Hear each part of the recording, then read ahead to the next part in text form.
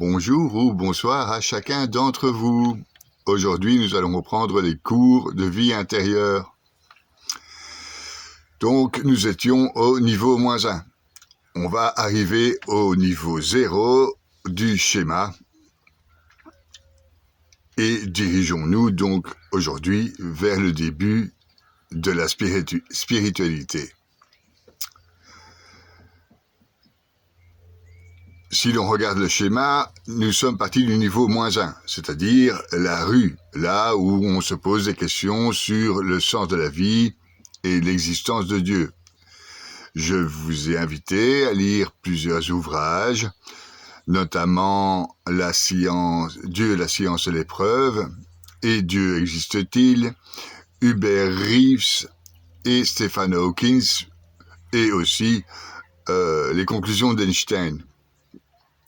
Et vous pouviez aller évidemment beaucoup plus loin dans l'astrophysique. Je vous ai donné plusieurs conseils de lecture pour vous convaincre de l'existence d'un créateur et de l'impossibilité du hasard. Les découvertes scientifiques montrent que le réglage fin de l'univers rend le hasard très peu plausible. Il y aurait un esprit intelligent à l'origine du cosmos tel que nous le connaissons. Lors de nos premiers modules, je vous ai exposé les preuves liées au réglage fin. Puis j'ai abordé la transition de l'inerte au vivant, qui implique une série d'événements extrêmement improbables et qui, selon moi, et pas que selon moi, relève du miracle. Il semble en effet impossible, sans une intervention miraculeuse, de passer du minéral au vivant, de l'inerte à l'humain. Le hasard ne suffit pas. Nous l'avons vu. Ensuite, je vous ai parlé des relations entre le cerveau, la conscience, l'esprit et le cosmos. Et là, je suis rentré dans une zone de spéculation qu'on appelle la gnose. On ne peut pas affirmer à ce jour que le cerveau capte des énergies célestes via les biophotons, par exemple, ou des nutriments ou des poussières d'étoiles. Ce ne sont pour l'instant que des suppositions scientifiques qui sont largement inspirées du New Age. Et nous disons que le New Age s'en inspire fortement. Enfin, ce sont des suppositions, mais rappelons-nous toutefois que ce qui était avant une science-fiction, aujourd'hui, est la science. Donc, autrefois, beaucoup croyaient que la Terre était plate. Aujourd'hui, nous savons que ce n'est pas le cas. Je vous ai parlé de la glande pinéale, ce que d'aucuns disent que c'est le troisième œil, associé au 7e chakra,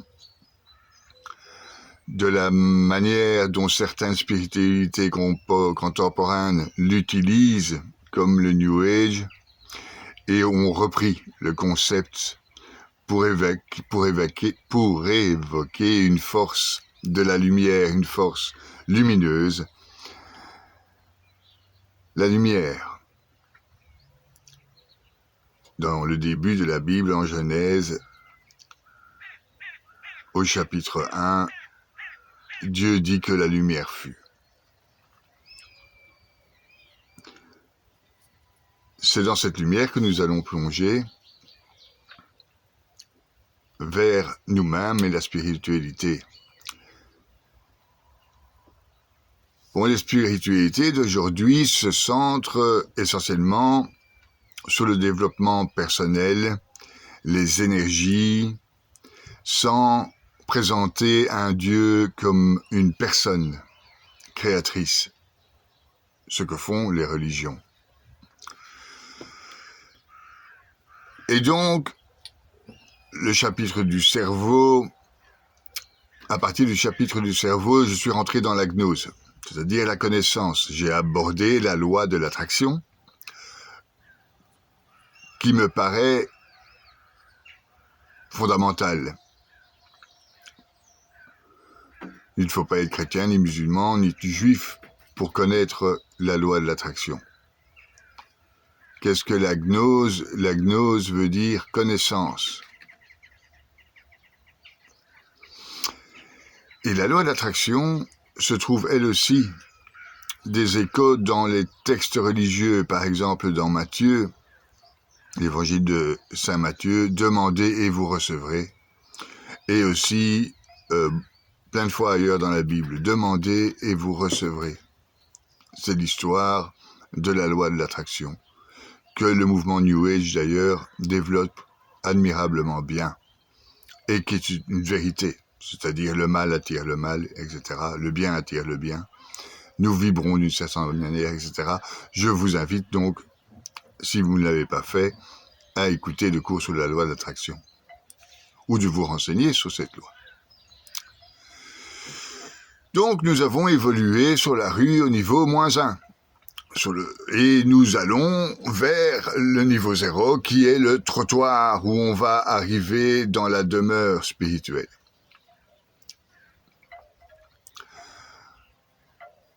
Donc vous êtes actuellement au niveau 0, qui sert de passerelle. C'est comme un plongeon vers la spiritualité, vers le niveau 1. Donc, nous sommes d'accord aujourd'hui pour dire qu'il y a un créateur au cosmos, un créateur à notre être, et que les lois à respecter, et on a vu les lois à respecter, comme celle de l'attraction, pour donner sens à la vie et trouver son bonheur.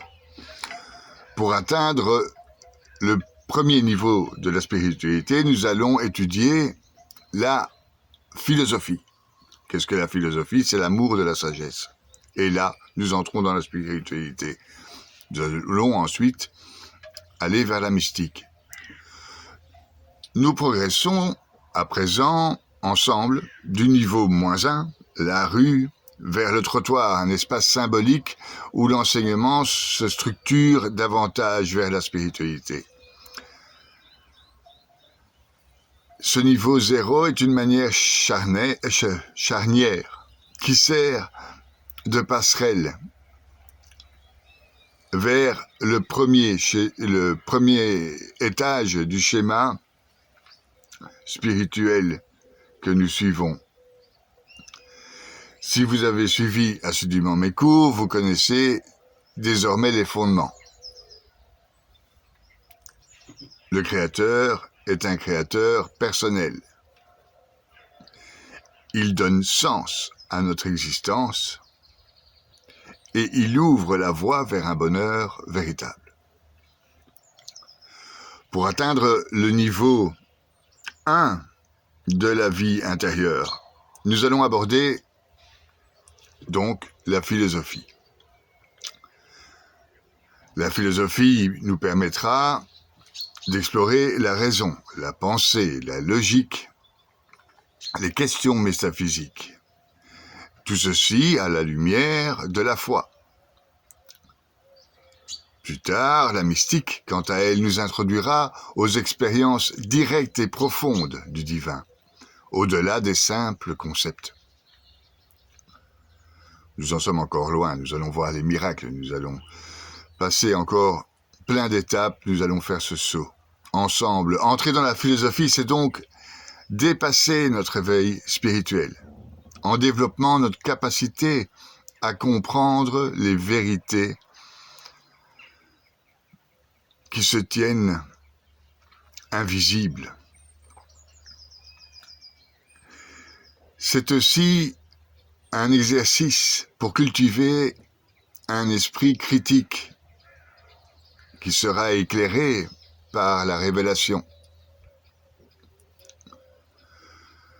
Une fois que nous aurons ouvert cette porte, je vais laisser le flambeau au Père Oliva-Marie, qui prendra la parole pour enrichir encore plus notre réflexion et nous accompagner dans la découverte des trésors spirituels. Ainsi, chers amis, frères et sœurs, nous allons avancer avec confiance et humilité sur le chemin de la lumière, le chemin lumineux de la vie intérieure. Que notre soif de connaissance divine nous guide toujours plus près du royaume de Dieu, source inépuisable de paix, d'amour et de vérité. Une fois rentré dans la mystique, on aura atteint le premier niveau du schéma. Mais pour l'instant, venons-en à notre sujet, la philosophie. Qu'est-ce que la philosophie? C'est très très difficile. C'est l'amour de la sagesse, mais on peut dire philosophiquement que la science, c'est être dans une chambre avec un bandeau noir sur les yeux et essayer de modéliser un chat noir qui est enfermé avec nous. La philosophie, c'est être dans cette même chambre noire dans le silence, avec un bandeau noir sur les yeux, et essayer d'attraper le chat qui est enfermé avec nous. La métaphysique, elle, c'est être dans la chambre noire, dans le silence, avec un bandeau noir sous les yeux, et essayer d'attraper le chat noir qui n'existe pas. La théologie, elle, c'est être dans la chambre noire, dans le silence, avec un bandeau noir sous les yeux, essayer d'attraper un chat noir qui n'existe pas, et de s'écrier « Je l'ai !» La mystique, c'est être dans une chambre noire, dans le silence, avec un bandeau noir sous les yeux, à écouter le chat noir qui n'existerait pas. Voilà un résumé de la science que nous allons approcher au niveau 0, cette fameuse passerelle spirituelle. Une chambre noire, une exploration intellectuelle, raisonnable, spirituelle, la nature mystique de Dieu, une étude approfondie des textes bibliques.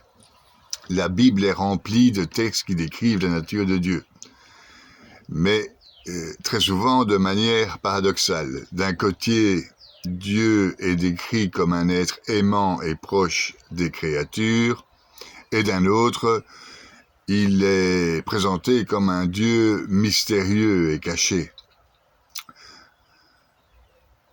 Nous allons explorer 3 textes bibliques qui mettent en lumière la nature du mystère de Dieu.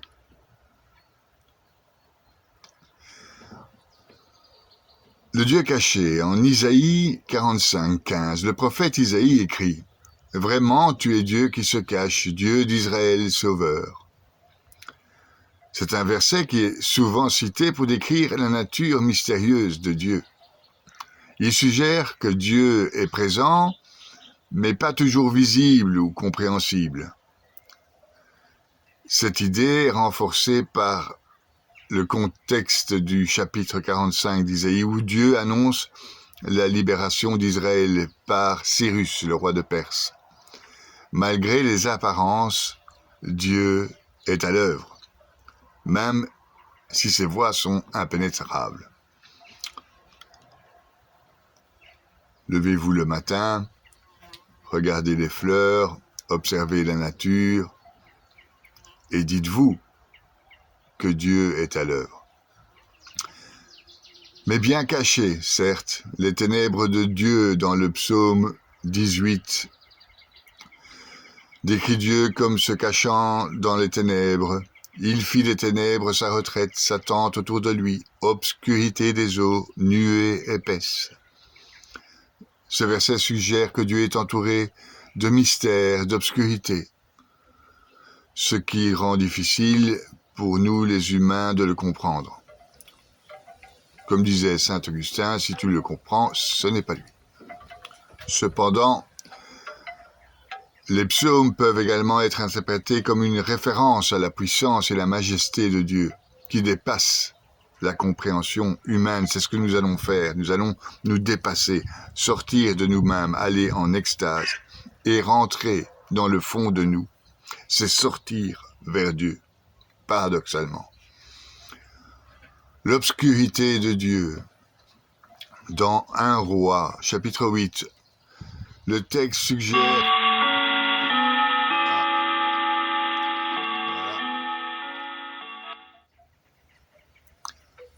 Un ange passe. Il dit toujours que quand, dans les églises ou les monastères, la cloche sonne à la fin des offices et que nous restons debout à prier encore pour le monde, je pense toujours à ces anges qui viennent combattre avec nous les malheurs du monde. Évidemment, ça n'a rien à voir avec le cours. Nous allons continuer l'obscurité de Dieu, je vous disais en 1 Roi chapitre 8, où Dieu habite dans l'obscurité, nous dit Salomon. L'Éternel a dit qu'il habitait dans l'obscurité. Ce verset est souvent interprété comme une référence de la nature mystérieuse de Dieu qui est au-delà de la compréhension humaine.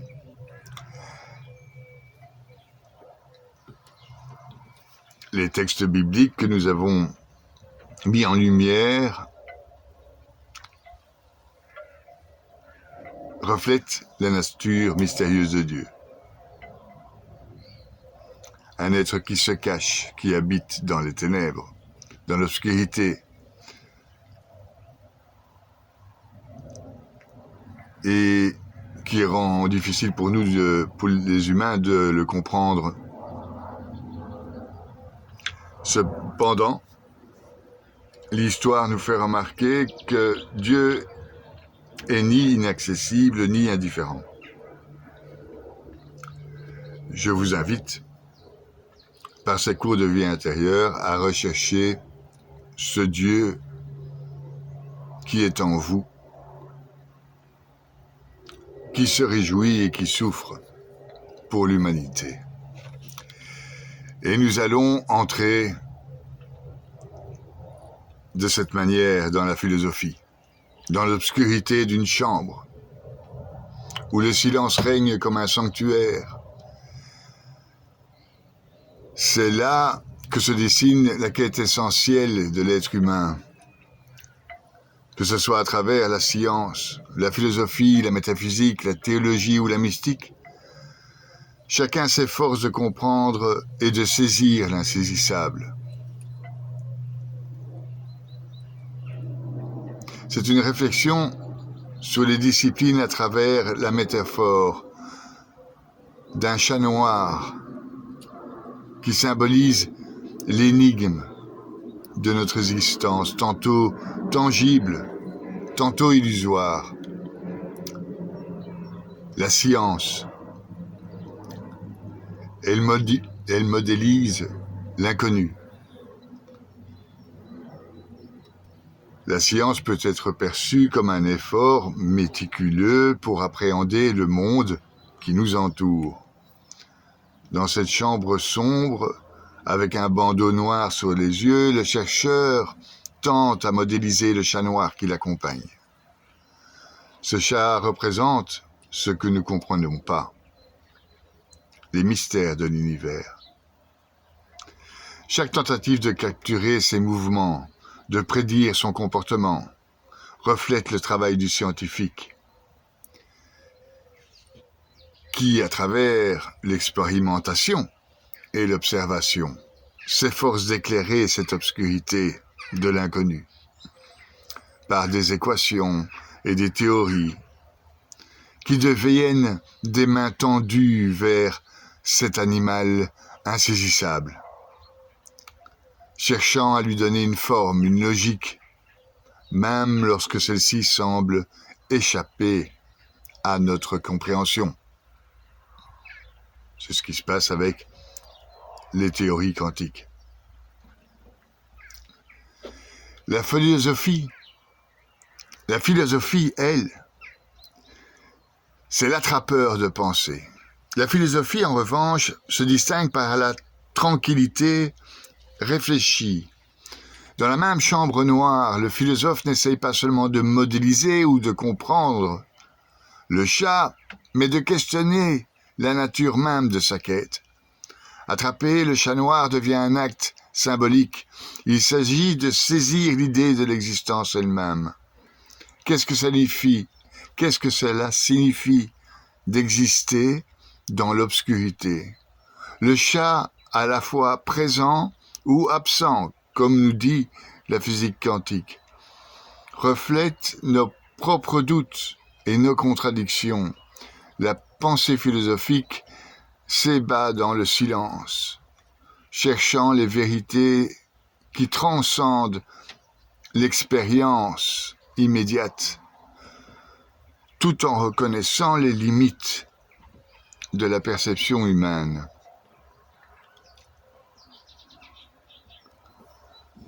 La métaphysique pousse cette réflexion un cran plus loin.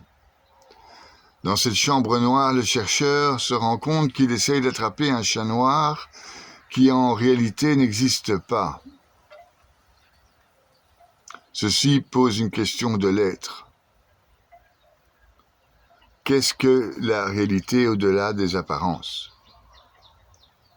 Ce qui nous explique ce que tente d'expliquer aussi la physique quantique. Ce chat est peut-être qu'une illusion.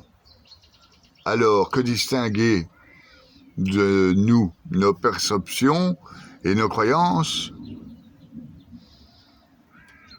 La métaphysique ouvre donc l'abîme de la réflexion sur la nature de l'existence, questionnant non seulement ce qui est, mais également ce qui pourrait être, ce que la science ne fait pas. À travers des jeux d'ombre, l'esprit navigue entre certitude et incertitude, explorant le concept de la réalité avec une profondeur inouïe.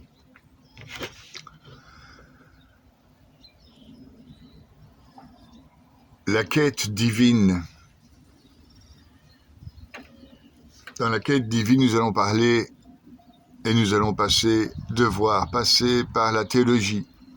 Dans ce contexte, la théologie enrichit la dimension transcendantale en attrapant ce chat noir qui n'existe pas. Le croyant, celui qui à la fois s'éclame « Je l'ai », celui qui croit en Jésus, en Dieu, connaît Dieu. Une affirmation qui va bien au-delà de la simple capture. C'est un acte de foi, une proclamation de certitude dans l'incertitude. Ici, la chambre noire devient un lieu de rencontre avec le divin. Ne voit-on pas les moines et les religieux se mettre dans le silence de l'oraison, dans le noir de la nuit se lever pour prier? Le silence et l'obscurité sont des éléments cathartiques, permettant à l'individu de se connecter à quelque chose de plus grand de lui. C'est une exaltation qui résonne comme une déclaration d'amour à la présence de Dieu dans un vide sidéral, une lumière qui transperce les ténèbres de l'incompréhensible humain. Le cathartique, c'est celui qui permet de purifier ou de libérer les émotions. C'est pour ça que je vous parle de vie intérieure. Libérer les émotions. Ces émotions, souvent négatives, accumulées en nous. Le terme cathartique vient donc du grec katharis qui signifie purification ou nettoyage.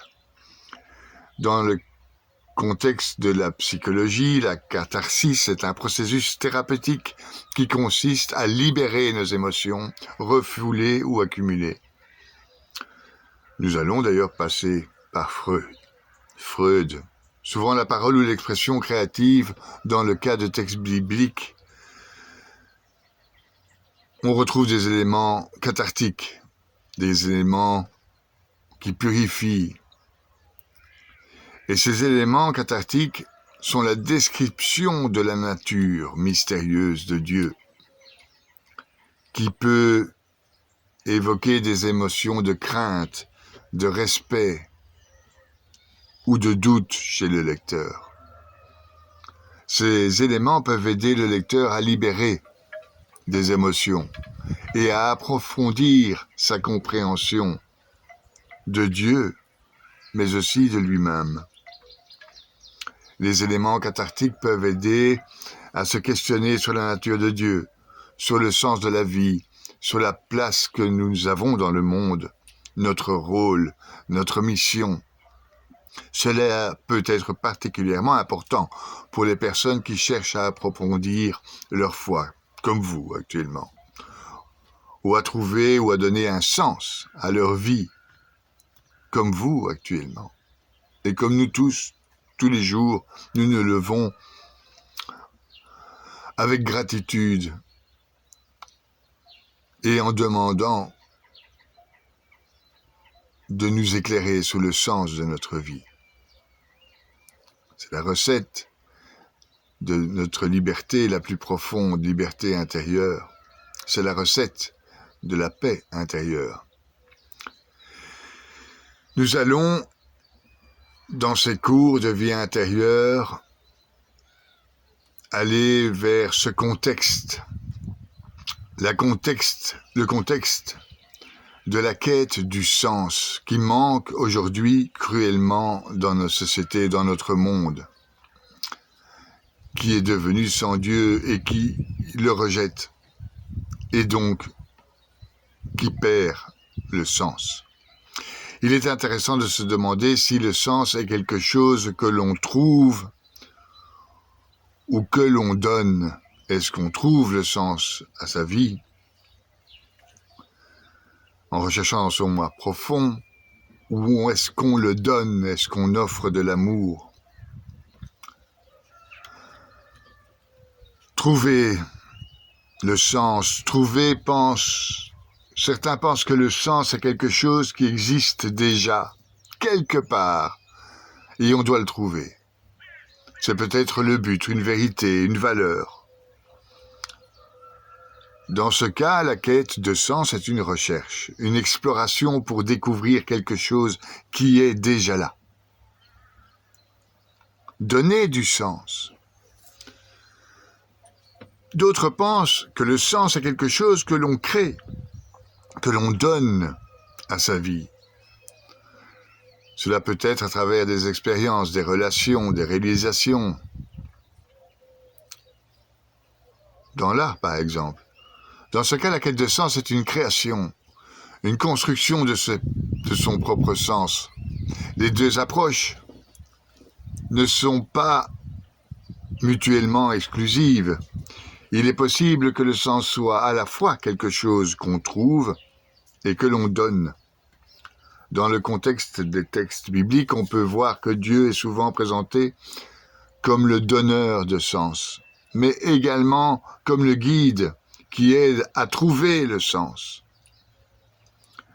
Cela suggère que le sens est à la fois quelque chose que l'on reçoit et quelque chose que l'on crée.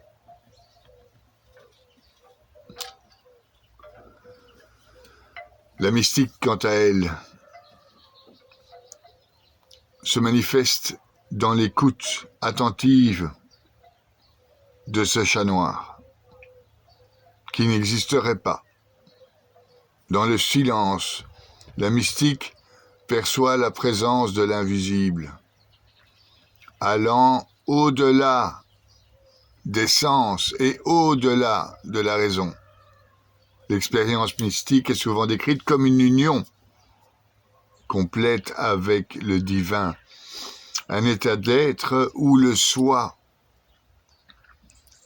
et l'autre se fondent dans une harmonie sublime. Le mystique ne peut pas faire autre chose que d'aimer son prochain.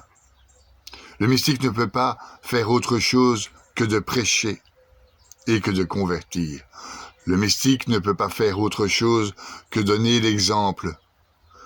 Le chat, pour le mystique, devient une métaphore pour l'instance sacrée qui se déroule aux tentatives de capture rationnelle. Il est à la fois, ce chat, Dieu absent et omniprésent, une vibration subtile que seule l'âme peut ressentir. Cette écoute silencieuse devient alors un chemin vers l'illumination et le réveil, révélant des vérités profondes qui transcendent les sens et les mots. Nous sommes donc, pour résumer, dans cette chambre noire, qui est une image puissante de la quête humaine pour la connaissance, la compréhension et la connexion spirituelle. Que l'on soit scientifique, philosophe, métaphysicien, théologien ou mystique, chacun se trouve dans cette pièce obscure, cherchant à attraper le chat noir. Dieu, symbole de l'inaccessible. Alors que certains cherchent à le modéliser, d'autres essayent de le saisir, de le comprendre ou de l'écouter. Tous, cependant, partagent cette même aspiration à éclairer les recoins les plus sombres de l'existence. Ce cours de vie intérieure nous fait rentrer dans cet espace intime, avec ses doutes, avec ses certitudes, avec sa raison, avec sa manière subjective, ses tendances irraisonnables. Tout ça, c'est le mystère de la vie elle-même. Nous allons nous en rester là parce que si je fais des capsules trop longues, vous allez décrocher. Et dans la capsule suivante, nous allons rentrer pleinement dans la philosophie. Là, j'ai fait une approche de la philosophie en prenant les mystiques, la métaphysique, la théologie, la recherche de la sagesse. Vous l'avez compris, nous allons rentrer maintenant dans la spiritualité. Nous allons faire ce bond qui va nous rapprocher de Dieu, je l'espère. Je vous demande instamment de mettre des j'aime, de faire des commentaires. Non seulement les j'aime permettent au robot de YouTube de me référencer et donc de faire que les enseignements que je prodigue soient plus largement diffusés. Aussi, ça me fait plaisir. C'est mon ego qui parle. Et de faire des commentaires si jamais vous aviez une idée de thème que je devrais développer, ou si vous n'êtes pas d'accord sur quelque chose, ou si vous avez quelque chose à rajouter, c'est toujours bien pour les autres internautes.